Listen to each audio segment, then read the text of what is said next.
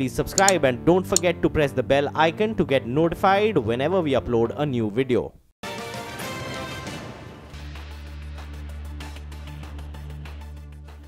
Very smart recovery is what we're seeing in our own markets. We're down only around 35 points odd. You have a couple of stocks that are doing well. Sun Pharma has spiked up in the last few minutes. You have a couple of these rupee plays, it seems, that are doing well. So Sun Pharma is doing well. Wipro has spiked to the high point of the day. You also have Lupin that's participating. Remember, some part of the street believes that now most of the negatives are factored in. So even after a weak set of numbers yesterday, CLSA, in fact, they have a target price of around 1,000 rupees.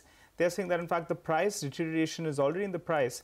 And that's why, in fact, I think the stock has moved to the high point of the day. A couple of other names as well. Bajaj Finance as well is moving higher. And HUL, after a blowout set of numbers, 11% volume growth, that stock as well has spiked up as we speak. But let's find out how do you trade the Nifty. Ashwani Gujral and Sandeep Wagle are with us.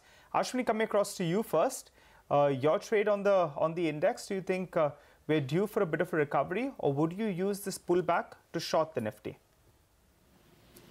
See, I think the market is not showing follow-through post the early morning selling.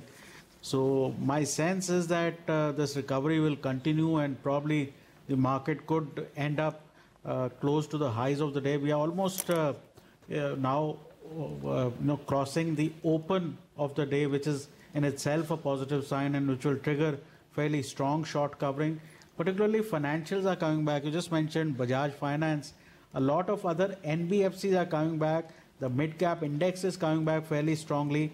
And because financials got kind of sold heavily in the morning, so there is still strong short covering which should happen in some of the banks, even PSU banks. I think the market should have a good second half, and basically that defines the upper and lower boundary of this range that the Nifty is forming. So for the moment, get long on Nifty, and particularly Bank Nifty with private banks leading the way. Having said that, individual stocks, Yes Bank is a buy with a stop of 344, target of 362. IndusInd Bank is a buy with a stop of 1900, target of 1965. And BEML is a buy with a stop of 1100, target of 1150. Ashwani, any thoughts on Cipla? It's a notable underperformer today. See, it's an underperformer for last 2 years. So I don't think pharma, other than trading rallies, there's much out there. And because there are short positions and rupee is kind of weaker, so you may have these sporadic bouts of rallies and declines. But overall, I don't think there is any sort of money getting attracted to the pharma space. Okay, all right.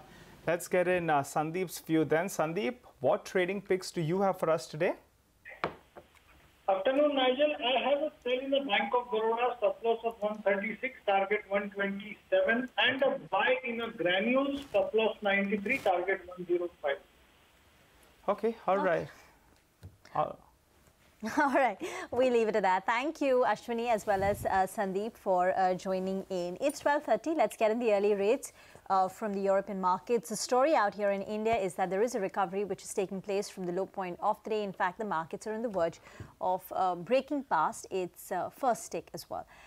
Europe has opened up absolutely flat, so no rate in the FTSE right now. The CAC is down 0.1, the DAX is up 0.1. Not too much happening there. We'll get good afternoon, Mr. Khosla. First, if you could start with the like-to-like revenue growth, the volume growth in the quarter gone by, and what was the market share? Was there any change?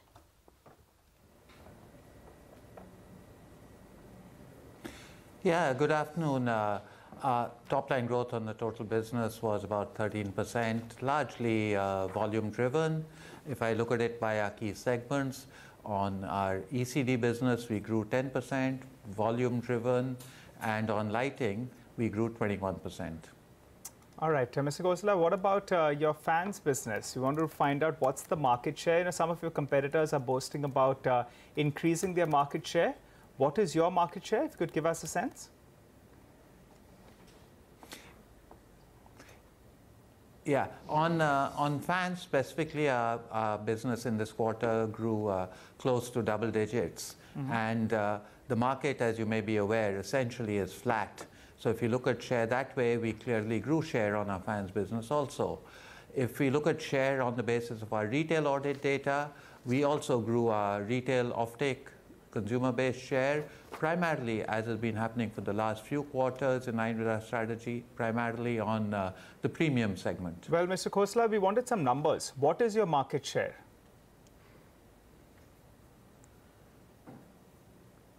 The market share on our fans business is between 26 and 27%, and we are very clearly the market leader with a growing share position. Okay. And in the lighting segment?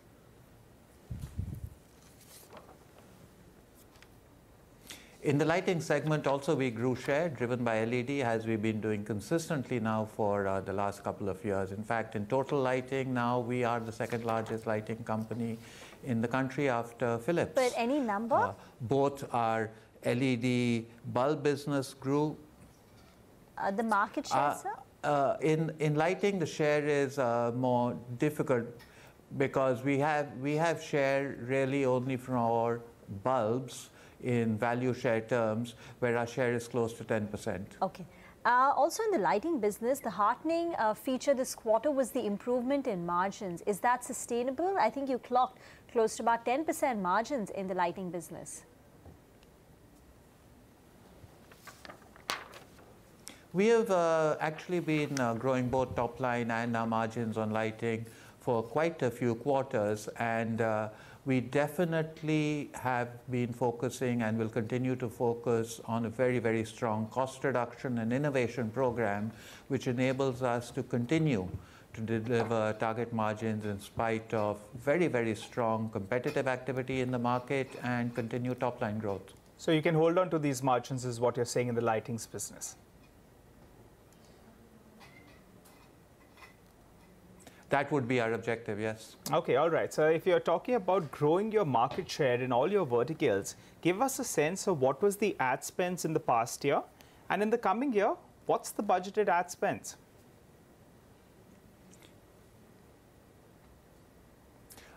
We would budget in the coming year to spend about 3% of sales, which we believe is the right level of ad spend for our business.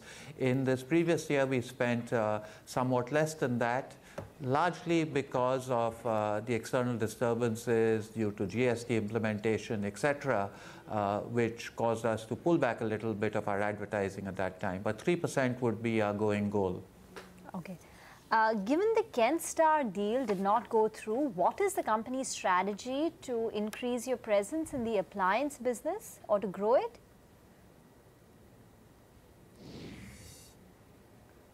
Really consumer innovation, big meaningful innovation like we've done on fans. The anti-dust fan is a great example. In its first year, we sold 200 crores of anti-dust fan as a single variant, which probably makes it the largest single new introduction in the fans category ever. Similarly, we've just introduced another wonderful new fan called Air 360, which is, again, based on a consumer need and a proprietary design, which provides 50% more airflow. Moving specifically to appliances, we've just launched in pilot a unique new air cooler, which provide 60% more cooling than regular air coolers, which is the core benefit and the core expectation from a cooler. This really is designed to fit in the wall like an AC, has a number of benefits such as lower noise because the fan is outside the house, less usage of space, no problem in winter on where do you store this, plus most importantly a technology which delivers 60% better cooling. Innovations like this will be what will help grow our business. So premium fans, they constitute what kind of percentage of sales of your total fan segment, sir?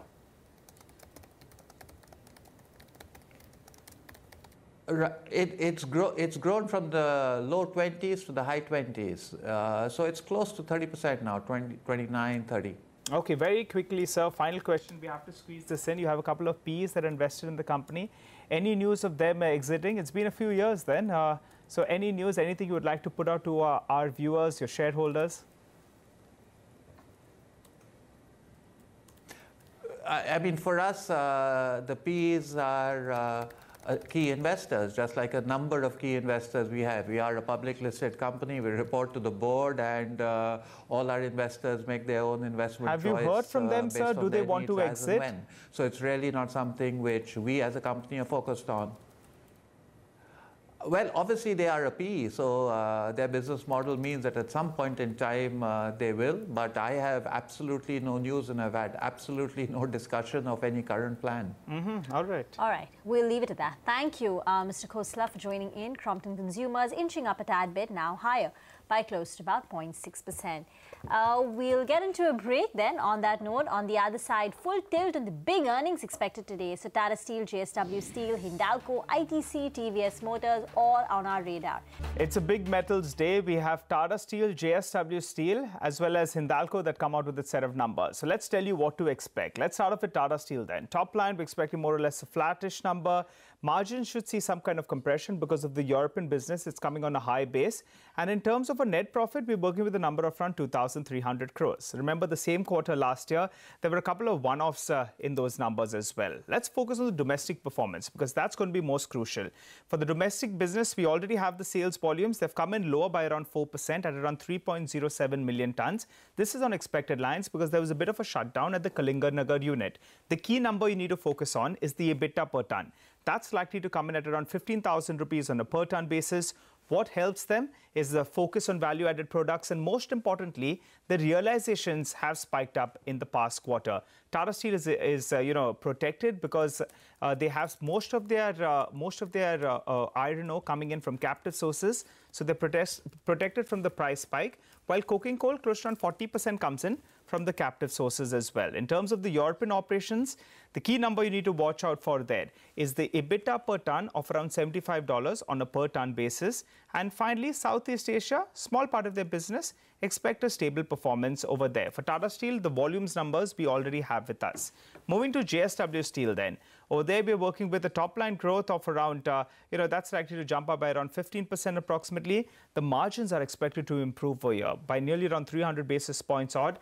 And the net profit number we're looking at is at around 1,600 crores. But importantly, we need to look at the domestic EBITDA per ton, and that's going to be driven by higher sales volumes as well as higher realizations. Production numbers are already with us. They've grown by nearly around 5%.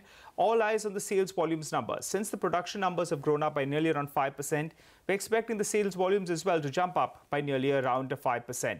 Why does the domestic EBITDA per ton get a bit of a boost? Higher realizations, remember, and importantly, longs are only 20-25% of their total sales mix, but long prices have gone up sharply. So that's what's going to help them. EBITDA per ton we are working with is 10,000 rupees on a per ton basis. The graph will tell you that that's the best recording that we've seen in the last many quarters. Also keep an eye out on a couple of smaller segments. The coated products business, that's going to be compared on a high base because the same quarter last year they did 160 crores. And also keep an eye out on the US operations because out there, in fact, they've been delivering a profit. We're expecting them to continue delivering a profit. But Rima, I think we'll tell you about Hindalco as well before we move on. So let's focus on Hindalco then. We already have Novelis's numbers with us.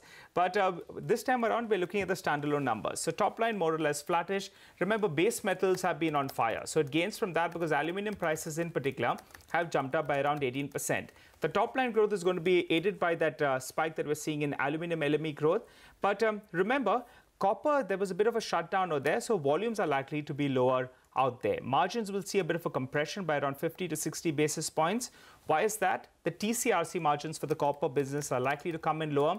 Aluminum prices have spiked up in the last quarter, but they hit some of their sales. So they're not going to enjoy the entire benefit of that price spike. And also input costs like coal costs have spiked up. That's what could hurt them. Remember, for Hindalco, the aluminium standalone business, they buy the alumina from Utkal. So you need to look at two numbers. The standalone business EBITDA, that should come in at around 780 crores approximately. That's one number. And the Utkal alumina, over there, in fact, we're working with a number of around 450 to around 460 crores odd. So on a consolidated basis, the numbers will look good. But in terms of a standalone business, the standalone aluminium business is buying the alumina from Utkal Alumina.